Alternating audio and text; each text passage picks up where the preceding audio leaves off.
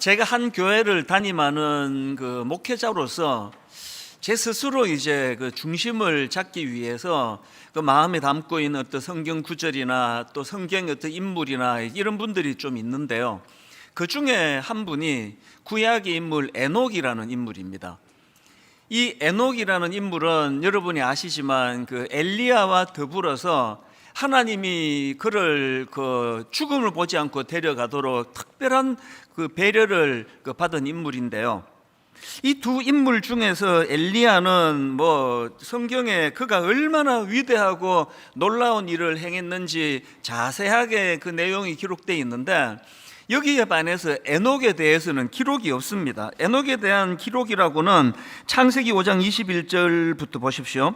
에녹은 65세에 무두셀라를 낳았고, 무두셀라를 낳은 후 300년을 하나님과 동행하며 자녀들을 낳았으며 그는 365세를 살았더라.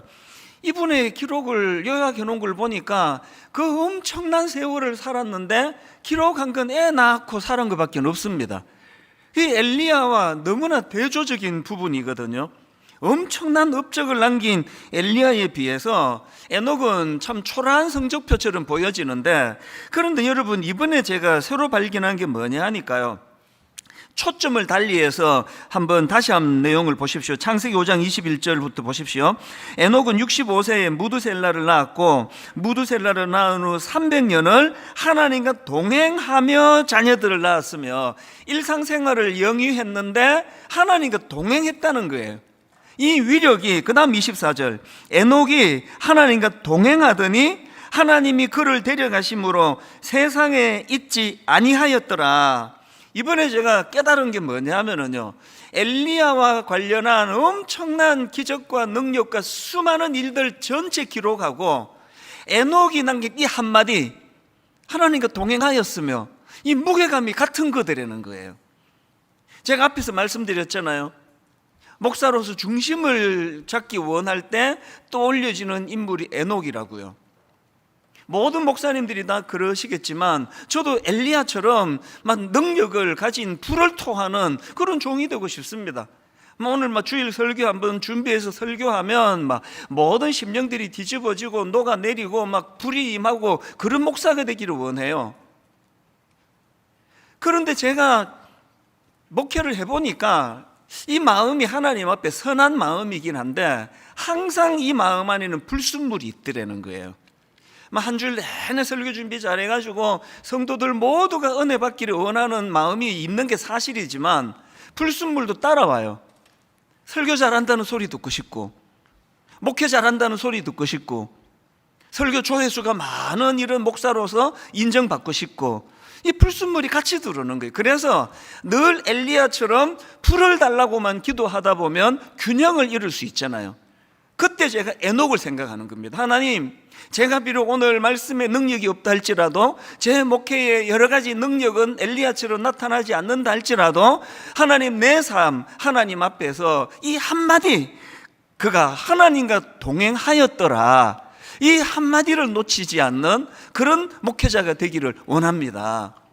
그래서 제가 이런 면에서 이제 지난 여름 동안에 오늘 우리가 살펴보려고 하는 이 야베스라는 인물에 대해서 계속 이제 묵상을 했습니다. 계속 묵상하고 또 야베스를 설교하고 그렇게 이번 여름을 보냈는데요. 사실 인간적으로 보면 야베스는 별로 매력이 없습니다. 에녹처럼 업적을 남긴 것도 기록이 되어 있지 않고, 무엇보다도 그는 태어날 때부터 결핍을 가지고 태어난 사람이에요. 그에 대한 기록이 이렇습니다. 역대상 4장 9절. 야베스는 그의 형제보다 귀중한 자라. 그의 어머니가 이름하여 이르되 야베스라 하였으니 이는 내가 수고로 낳았다 함이더라. 이 어떤 상황인지 아시겠죠? 이 야베스라는 이름 자체가 수고, 고생, 고통 이런 뜻을 가진 이름입니다. 그래서 세번역으로 보니까 그의 어머니는 고통을 겪으면서 낳은 아들이라고 하여 그의 이름을 야베스라고 불렀다. 이 야베스라는 이름과 관련해서 특이한 게 두 가지가 있는데요. 아니, 어떻게 애를 낳고 이름을 고통이라고 지을 수 있습니까?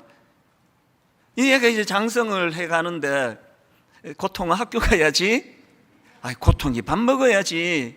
이게 되게 이상하지 않습니까? 그리고 또 하나 특이한 게요, 성경을 보면은 아주 예외적인 몇 건을 빼고는 모든 자식들 이름을 아버지가 지어요. 그런데 야베스는 엄마가 지은 이름입니다.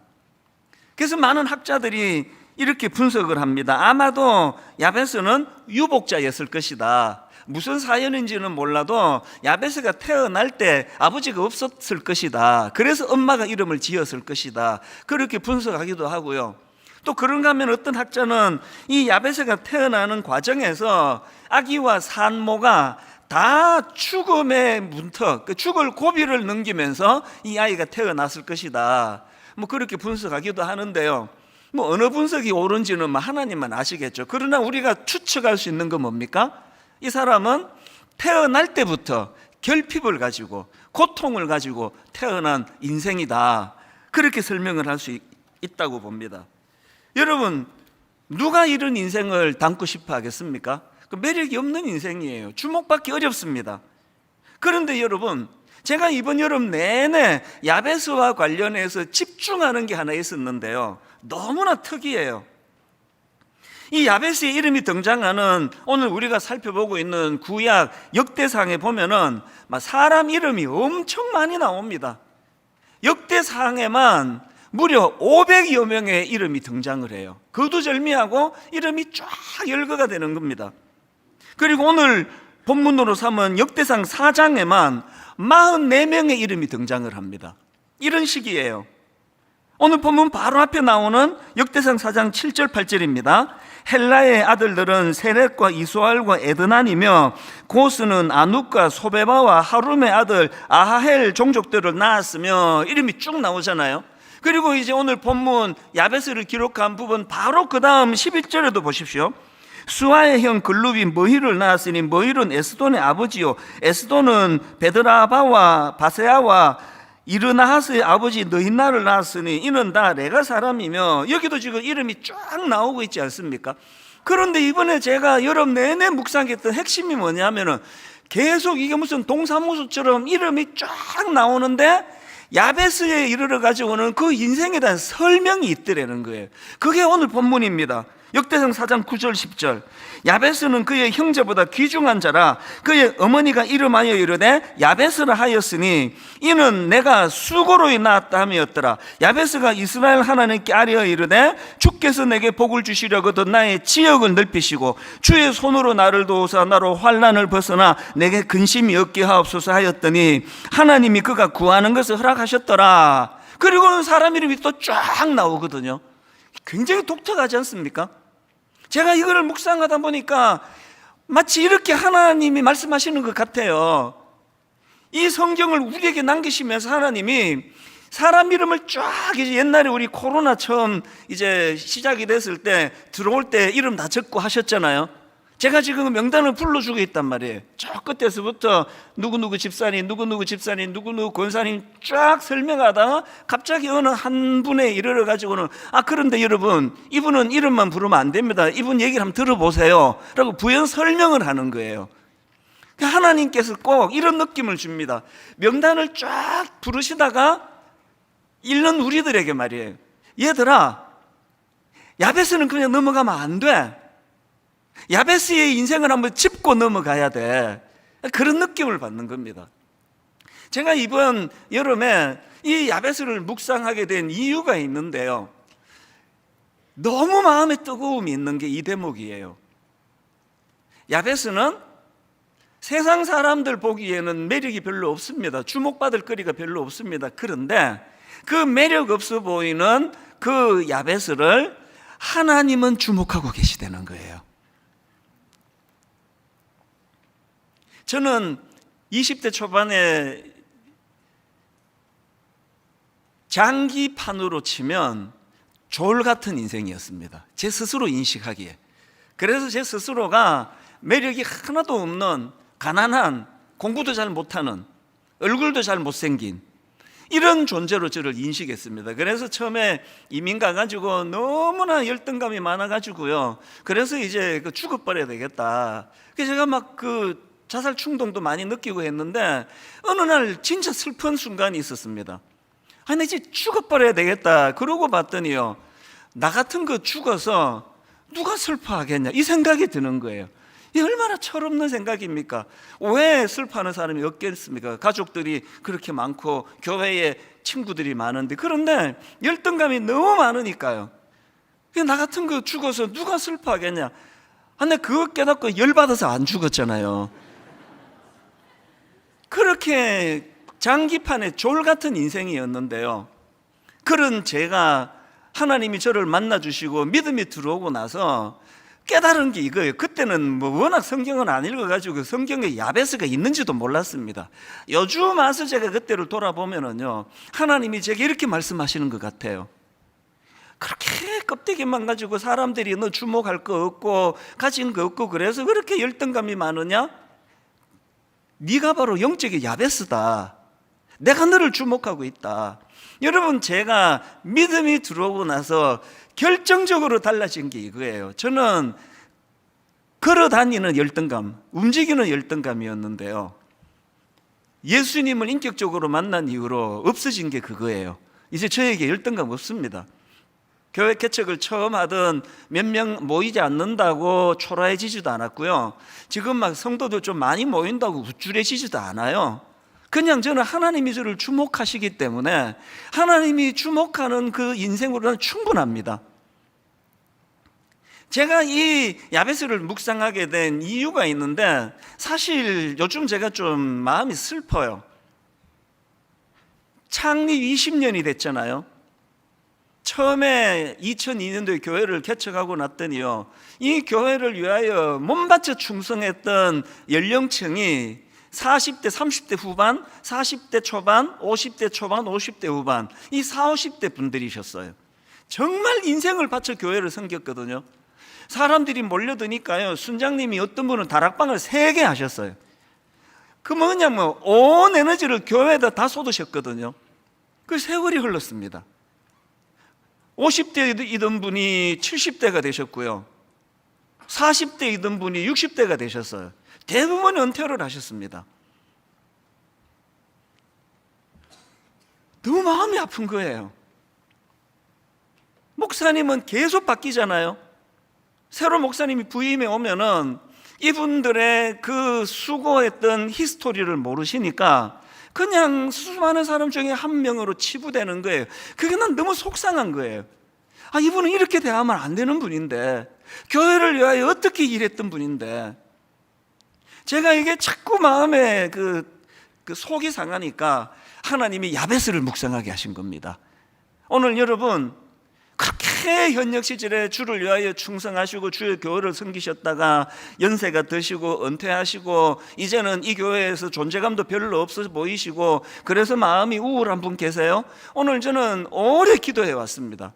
성령님이 그분들에게 말씀해 주시기를 원합니다. 네가 야베스야. 껍데기만 보고 판단하는 사람들은 너의 수고와 너의 과거의 애씀을 잊어버렸는지 모르지만 나 여호와는 그 모든 걸 다 기억하고 있다. 난 여전히 너에게 집중하고 있다. 오늘 우리 시니어 어른들이요, 우리 아버지 어머니 세대요, 저희 어머니 같이 이제는 침대에만 누워만 계셔야 되는 수많은 어른들에게 성령님의 초자연적인 역사가 일어나기를 원합니다. 네가 야베스야. 네가, 난 여전히 너에게 주목하고 있어. 사람들이 주목하지 않는 것 때문에 마음이 힘들어지지 않았으면 좋겠다고. 사실 제가 이번 여름 내내 참 마음이 좀 슬펐던 게요, 일만성도 파송운동 후유증이 안 없어져요. 미국 가서도요, 그 산책을 하는데 갑자기 그 어떤 집사님이 떠오르는 거예요. 그분도 가셨나? 바로 와가지고 조사를 해보니까 가신 거예요. 얼마나 마음이 우울해지는지 몰라요. 가지 마시지. 순종해서 가신 건데. 또 아침에 일어났는데 또 어떤 분이 떠올라져요. 이분도 가셨나? 막 이렇게 찾아보니까 교회를 사랑하셔서 교회에 남기로 하신 거예요. 너무 다행이다. 참 감사하다. 여러분, 이분이 막 교회를 위하여 엄청 일 많이 하고 지금도 그분이 필요해서가 아니에요. 그냥 그분이 소중한 거예요. 오늘 우리 하나님께서 저와 여러분을 십자가로 자녀 삼아 주시고 우리가 가진 어떤 기능, 야베스처럼 참 보잘것없고 결핍이 많은 인생 이런 것으로 판단하지 않고 우리를 주목하고 계시는 줄 믿으시기를 바랍니다. 저는 오늘 2학기가 시작되면서 참 이 야베스를 여름 내내 묵상하고 또 설교하고 이랬던 말씀을 저는 여러분들과 나누게 된 거 너무너무 감사한데요. 이렇게 하나님의 주목을 받는 우리는 가치관이 바뀌어야 되잖아요. 그래서 추구하는 게 달라져야 되는데 야베스를 보면서 두 가지로 한번 이것들을 정리해 봤습니다. 우리가 예수 믿는 우리가 추구해야 되는 거 어떤 변화가 필요하냐? 성공이 아니라 존경받는 인생을 추구해야 된다는 겁니다. 야베스와 관련한 성경의 첫 언급은 이렇습니다. 9절을 보십시오. 야베스는 그의 형제보다 귀중한 자라. 여기 나오는 귀중한 이 단어는 히브리어로 카바드라는 단어인데요, 부유하다, 무겁게 여기다, 존경하다 이런 뜻을 가진 단어예요. 그래서 새 번역에서는 이렇게 번역합니다. 야베스는 그의 가족들 중에서 가장 존경을 받았는데, 여러분 하나님의 집중을 받는 인생은요, 그래서 막 사업이 잘 돼서 돈 많이 버는 게 그게 핵심 인생이 아니에요. 야베스가 자기 형제들보다 학력이 제일 높았더라. 야베스가 자기 형제들보다 제일 부자였더라. 야베스가 자기 형제들보다 뭐 제일 건강했더라. 이런 건 다 별책 부록이고요. 야베스는 하나님 앞에서 귀중한 자, 또 야베스는 그 다른 형제들보다 가장 존경을 받는 자. 오늘 우리는 추구하는 게 달라요. 제가 굳이 1번 대지에 관로하고 성공이 아니라를 왜 넣었겠습니까? 추구하는 게 달라야 된다는 강조 아닙니까? 성공이 아니라 존경받는 인생이 되는 것, 이것이 우리의 목표가 되어야 된다는 겁니다. 명예를 지키는 거 굉장히 중요합니다. 잠언 22장 1절에 많은 재물보다 명예를 택할 것이요. 그래서 제가 우리 교역자들에게 디그니티라는 이 단어를 굉장히 각인시켜 주기를 원하잖아요. 목사들은 이 디그니티, 위엄, 품위, 자존감, 이걸 놓쳐버리면 다 놓치는 거예요. 그래서 제가 늘 이야기합니다. 제 자신에게도 다짐합니다. 소탐 대실하지 말자. 에스처럼 팥죽 한 그릇에 그냥 하나님의 놀라운 장자의 명분을 팔아버리는 이런 어리석은 짓 하지 말자. 최근에도 제가 우리 집 아이들이 그런 얘기했습니다. 아빠가 살아보니까 눈에 보이는 자산보다 보이지 않는 무형의 자산이 너무너무 소중하더라. 교회가 얼마나 사이즈가 크냐, 건물이 얼마나 대단하냐, 이것보다 중요한 건 하나님이 이 교회에 허락하신 무형의 자산, 보이지 않는. 오늘 저와 여러분은 너무나 급하게 살아가다가 보니까 혹시라도 명예를 너무 쉽게 엿바꿔 먹어버리는 이런 행동을 하고 있지 않은지. 교회가 지켜야 될 자존심이 있지 않습니까? 그래서 제가 참 가슴 아프게 읽는 성경이 있는데 초대교회의 부흥입니다. 사도행전 2장 44절, 믿는 사람이 다 함께 있어 모든 물건을 서로 통용하고 또 재산과 소유를 팔아 각 사람의 필요를 따라 나눠주며 날마다 마음을 같이하여 성전에 모이기를 힘쓰고 집에서 떡을 떼며 기쁨과 순전한 마음으로 음식을 먹고. 이 묘사를 보니까 한마디로 초대교회가 부흥했다는 거예요. 엄청나게 부흥했다는 거예요. 그런데 그 다음 47절에 보니까 부흥의 결과가 두 가지 열매로 나타나네요. 47절입니다. 첫째 열매, 하나님을 찬미하며. 여러분, 부흥하는 교회를 가보면은 예외 없이 찬양이 살아 있습니다. 부흥하는 성도, 부흥하는 인생은 그 내면의 찬양이 끊이지를 않아요. 감사가 끊이질 않습니다. 하나님을 찬미하며. 그 다음 두 번째가 뭡니까? 온 백성에게 칭송을 받으니. 한국 교회가 지금 전도의 문이 닫혔다면서요. 주께서 구원받는 사람은 날마다 더하게 하시니라 초대교회의 역사가 잘 일어나지 않는다면서요. 왜 이렇게 됐습니까? 명예를 잃어버렸기 때문 아닙니까? 온 백성이 칭찬하는 교회. 제가 분당 우리를 개척할 때 꿈은 하나였습니다. 한국교회, 한국에서 제일 큰 교회, 분당에서 제일 유명한 교회, 이런 꿈은 애당초 품을 생각도 안 했습니다. 제가 가진 꿈은 하나예요. 하나님, 장차 분당 우리 교회가 예수 믿는 사람들에게 칭찬 듣는 교회 정도가 아니라 안 믿는 사람들에게도 인정받는 교회 되게 해주시기 원합니다. 20년의 지난 발자취는요, 이 꿈을 따라온 거예요. 1만 성도 파송 운동 왜 합니까? 이게 하나님 보시기에도 옳으시고, 이게 세상 사람들이 자꾸 교회를 탐욕적이다 그러니까 입만 살아가지고 떠들어대지, 교회는 그냥 너무 자기 것에 집착한다 그러니까, 그래갖고 어떻게 전도가 되겠냐고요. 연말에 11교회를 이제 선정해서 이미 개척된 교회 중에 조금만 밀어드리면 불같이 일어날 교회들을 지금 이제 찾고 있는 중이거든요. 11교회를 후원해야 되느니 왜 합니까? 여러분, 드림센터 저거 우리가 참 수고하고 땀 흘려 드린 헌금으로 만들어진 드림센터를, 아니 왜 저거를 사회에 환원합니까? 왜 그래야 된다고요? 교회 이미지가 그냥 자기 것에 집착하고 한 번 들어오면은 절대로 내놓을 줄 모르는 이런 이미지로는 주의 복음을 전할 수가 없기 때문입니다. 부자 되는 거 좋죠. 유명해지는 거 좋습니다만 그건 다 별책부록이에요. 진짜 소중히 여기게 되는 건 나는 하나님이 집중하는 사람이다, 나 하나님이 주목하는 사람이다, 이 명예를 우리는 소중히 여겨야 돼요. 나 예수 믿는 사람인데 말이지.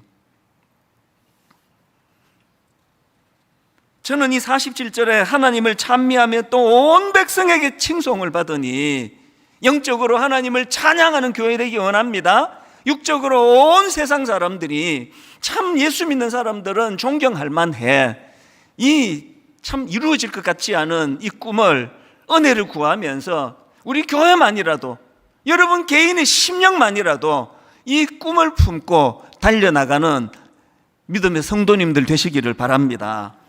두 번째로 추구해야 될 게 하나 더 있습니다. 고난과 결핍을 꿈으로 승화시키는 인생. 야베스와 관련된 기록이 결핍으로 시작했다고 말씀을 드렸잖아요. 구절을 한 번 더 보십시오. 야베스는 그의 형제보다 귀중한 자라. 그의 어머니가 이름하여 이르되 야베스를 하였으니 이는 내가 수고로 인하였다 함이었더라. 여러분, 야베스에 대한 기록이 이렇게 결핍으로 시작이 됐지만, 그러나 여러분, 야베스에 대한 기록이 이렇게 구절로서 끝나지 않습니다. 이런 결핍으로 시작한 인생 야베스지만 그 다음 10절입니다. 야베스가 이스라엘 하나님께 아뢰어 이르되 주께서 내게 복을 주시려거든 나의 지역을 넓히시고 주의 손으로 나를 도우사 나로 환난을 벗어나 내게 근심이 없게 하옵소서. 야베스에게서 너무너무 존경스러운 모습이 이거예요. 그는 자기가 가진 결핍을 하나님을 만나는 도구로 쓰고 있는 거예요. 자기가 가진 아픔과 상처를 하나님께 나가는 재료로 쓰고 있다는 거예요. 제 20대 때 그랬던 것처럼 대부분의 사람들이 자기가 가진 결핍을 울분과 분노의 불쏘시개로 쓰는 거예요. 날마다 울분해, 날마다 피곤해, 날마다 우울하고. 제가 그랬으니까요. 은혜 받고 달라진 건요, 여전히 저는 목회자로서 결핍을 느껴요. 인격의 결핍, 능력의 결핍, 많은 결핍을 느끼지만 그것 때문에 저는 좌절하지 않아요. 그 결핍을 날마다 새벽마다 하나님께 나아가는 도구로, 재료로 쓸 때 이것이 저를 너무나 아름다운 명예로운 인생으로 만들어 줄 것을 저는 경험하고 살아가는 거예요. 제가 이번에 미국을 다녀오면서 좀 마음이 좀 아팠습니다. 왜냐하니까요, 처음에 제가 이민 가던 80년대 초는요, 정말 열악한 결핍 그 자체였습니다. 그때 제가 20대였는데 이민 오신 집사님들 얘기 들을 때 이런 얘기 많이 들었습니다. 나는 태평양 건널 때 300불 들고 왔다, 나 500불 들고 왔다. 그때 사실 실제로 법으로도요, 외환 자유화가 일어나기 전이기 때문에 뭐 다 그렇게 왔습니다. 그래서 그 어른들 구역 예배할 때 보면은 그런 얘기들 많이 해요. 나 투짭 뛴다, 나 세짭 뛴다. 투는 영어인데 세짭은 한국말로 하더라고요. 투는 영어가 쉬운데요, 세짭은 발음이 좀 복잡하죠. 혀를 굴려야 되니까. 그래서 기억이 나요. 어떤 분은 나 투짭 뛴다, 나 새잡 뛴다. 아니 이게 어떻게 가능하냐고요. 낮에는 세탁소에서 다림질하고 하루 종일 일하고 저녁에 밥 먹고 다시 빌딩 청소하러 가는 거예요. 그러면서 그 구역 예배하면은요, 어른들 입에서 거의 뭐 한두 주에 한 번씩 들려졌던 이야기는 아메리칸 드림이에요. 우리 아메리칸 드림. 미국식으로 말하면 또 아이 저 사람은 또 영어도 못하면서 아메리칸 드림. 참 가난했고요. 300불 들고 왔고 500불 들고 왔지만 그 윗대 아버지 어머니 세대에서 죽으라고 고생하고 투잡 뛰고 새잡 뛰고 하면서 우리 자식 때만큼은 가난한 이거를 물려주지 않겠노라고. 그래서 한 3, 40년 지나고요, 시카고에 그 처음에 제가 살던 인도 사람도 많고 바퀴벌레도 많고 하던 한인타운이 거의 없어졌어요. 전부 집 사가지고 교회로 다 빠져나갔는데, 제가 마음이 아팠던 게 뭐냐, 그 80년대 초에 보여지던 야성이 잘 안 보이는 거예요. 그 2세, 3세 부모들의 이 고생을 통해서 이루어진 여러 가지 것들 때문에 결핍이 별로 없으니까. 이게 오늘 우리들의 모습은 어떻습니까? 저는 29교회가 너무나 빨리 자리 잡아가는 거 진짜 감사합니다. 많은 가난한 성도들이 지금 모여들고 있어서 분당 우리 교회에서 나간 숫자보다 지금 모여든 전체 숫자가 훨씬 많아지고 있습니다. 그래서 너무 감사하지만 또 그래서 걱정이에요. 만에 하나도 우리 목사님들이 이 결핍의 과정을 안 거치고 너무 빨리 교회가 자리 잡혔기 때문에, 그래서 부작용이 생기면 어떡하나. 이 과정은 거쳐야 되는데 결핍으로 눈물이 나고 자신의 연약함으로 억장이 무너지는 이 결핍의 과정이 하나님을 찾는 도구가 돼야 되는데 말이에요. 이런 면에서 저는 오늘 본문 역대상 4장 10절 다시 한번 보십시오. 야베스가 이스라엘 하나님께 아뢰어 이르되, 이 번역은요 썩 잘된 번역이라 할 수 없습니다. 왜냐하니까 여기 나오는 아뢰다, 이게 히브리어로 카라라는 단어인데요, 이건 어떤 다급한 요구와 관련된 표현을 쓸 때 쓰는 단어예요. 그래가지고 이게 뭐 여호와 이스라엘 하나님께 아뢰어 이르되, 그래서 뭐 아뢰어 가지고 응답해 주시면 다행이고 뭐 안 해줘도 할 수 없고 이런 정도가 뉘앙스가 아니에요. 그래서 영어 성경에 보면 cried out이라 그래요. 이게 원어에 가깝게 번역하자면 아뢰어 이르되 이게 아니라 부르짖어 이르되, 부르짖어. 오늘 제가 이민교회를 보고 이민사회를 보면서 참 이 결핍이 없으심으로 인하여 부르짖음이 사라졌다고 한다면 딱 분당 우리 교회가 지금 그런 상황 아닙니까? 개척 초기에 여러분 70평짜리 상가 얻었다가 인근 교회 반대로 쫓겨나고 예배 드릴 데가 없어가지고 고마운 그 독수리 학교라는 대안학교 주일만 빌려가지고, 그때 젊은 우리 목사 전사님들이 얼마나 고생했는지 아십니까? 토요일 오후만 되면은 트럭으로 거기다가 이제 강대상부터 악기 탁 하고 예배 끝나고 성도들 가시고 나면 또 그거 트럭에 다 싣고, 그래서 어디다 보관하고 아무것도 없이 그렇게 교회가 시작이 됐지만 저는 그때가 너무너무 그리워요. 왜 그립습니까? 그 결핍이 있었기 때문에 그 결핍을 꿈으로 승화시켜 주시는 하나님의 은혜 때문에 매주일마다 가슴이 벅찼거든요. 언젠가 이 불편한 거 우리가 벗어날 수 있다. 송림중고등학교 예배를 드리기 시작하고부터 주일은 너무너무 행복한데 월요일 되면은 교회 흔적이 없어지잖아요. 학교에 학생들이 써야 되니까.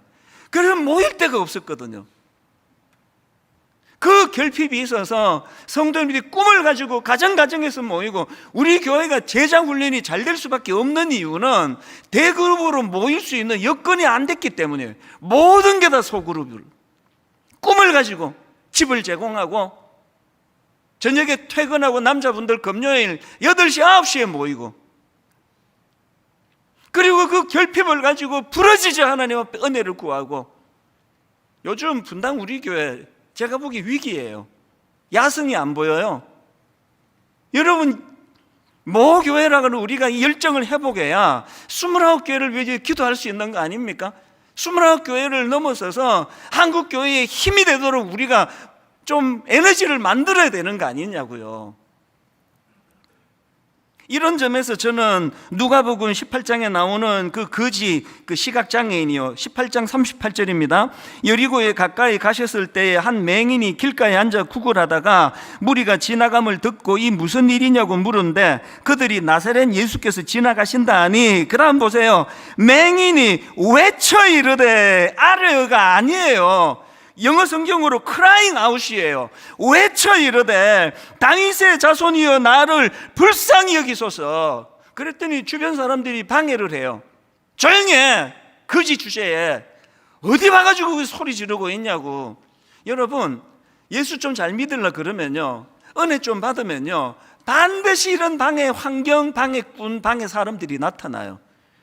그런 주눅이 들어가지고 그냥 쑥 들어가 버리는 거 아닙니까? 그런데 여러분, 이 거지 시각장애인은 그러지 않았습니다. 39절을 다시 보십시오. 앞서가는 자들이 그를 꾸짖어 잠잠하라 하되 그가 더욱 크게 소리질러 다윗의 자손이여 나를 불쌍히 여기소서. 오늘 우리의 결핍이 왜 뭐 조금만 뭐 부르짖다가 그냥 쑥 들어가 버리는 겁니까? 절박함이 없는 거거든요. 이 시각장애인은요, 누가 뭐라고 방해를 해도 멈출 수가 없는 거예요. 왜? 너무나 큰 소원이 있었기 때문이에요. 눈뜨기를 원합니다. 나는 한번 제대로 걸어가기를 원합니다. 누가 뭐라고 방해해도 나는 중단하지 않을 겁니다. 하나님 은혜 주셔야 됩니다. 개척 초기에 그 열정이 잘 안 보이는 오늘날 분당 우리 교회가 저는 아픈 거예요. 이민교회에 아버지 세대에서, 어머니 세대에서 투잡 뛴다, 세잡 뛴다, 아메리칸 드림을 꿈꾸며왔다. 우리 자녀들만큼은 이 고생시키지 않을 거다. 꿈을 꾸면서 그렇게 이민사회를 일구어놨는데, 영어 능통한 다음 세대가 그 부모의 열정을 이어받아서 불같이 일으켜주기를 원하는데,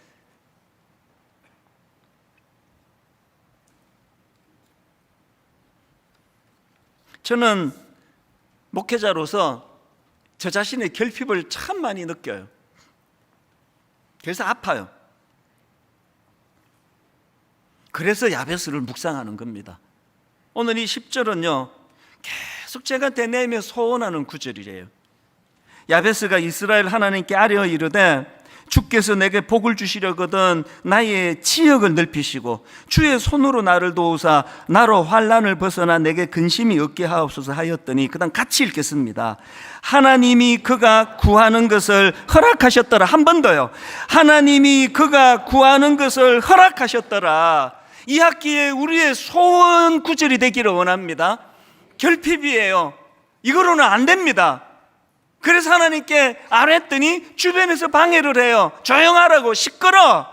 거기에 이 거지가 절대로 조용할 수 없었던 이유가요, 그 다음 나오는 40절 41절에 나옵니다. 예수께서 머물러 서서 명하여 데려오라 하셨더니 그가 가까이 오매 물어 이르시되, 주님 말씀하세요. 너에게 뭘 하여 주기를 원하느냐? 이르되 주여 보기를 원하나이다.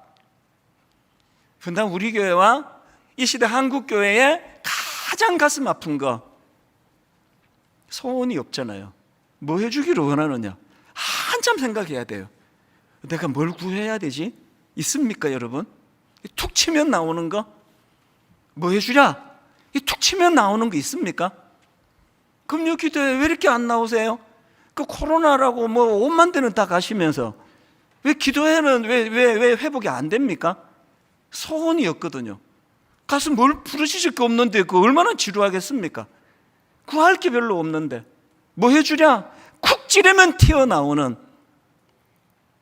저는 오늘 말씀의 결론을 이렇게 맺기를 원합니다. 다시 말씀을 드립니다. 저는 이번 여름 내내 이 말씀을 준비하면서, 하나님, 20대 제가 그랬던 것처럼 인생 자체가 장기판의 졸 같은 인생이라 생각하는 분, 뭘로 그렇게 실패감을 경험했는지 모르지만, 무슨 일로 그렇게 자신감이 꺾였는지 모르지만, 하나님, 오늘 장기판의 졸 같은 인생으로 스스로를 인식하는 그 어떤 성도님들에게 하나님 이 말씀을 매개로 한번 하나님 흔들어 주시기를 원합니다. 뭘 해주랴?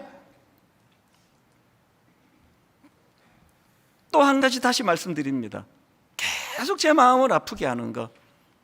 20년 전, 30년 전 교회를 위하여 그렇게 충성 다하고 온 에너지, 온 정성을 다 바쳤다가 세월이 흘러 은퇴하시고 몸에 기운이 빠져나가시고 이제는 별로 이 교회에서 존재감이 없어진 수많은 분들에게 우리 성령님이 초자연적인 음성을 들려주시기 원합니다. 왜 그러냐? 네가 야베스인데 사람들이 주목하지 않는 게 그게 그렇게 힘든 일이냐? 내가 너를 주목하고 있는데. 성령님이 우리 시니어 어른들에게, 우리 아버지 어머니, 병상에 누워 계시는 저 어머니에게 날마다 그 말씀을 주시면 좋겠습니다. 나이 들고 기운 빠져나간 지금도 여전히 나는 너를 주목하고 있다. 왠지 아니? 독생자 예수 그리스도 전부를 내어주고 너를 구했거든. 하나님이 주목하시는 인생으로 우리의 결핍을 울분과 분노의 불쏘시개로 쓰시는 어리석음이 아니라 우리의 결핍을 하나님께 부르짖는, 하나님께 나아가는 재료로, 도구로 사용하시는 믿음의 성도님들 되시기를 바랍니다.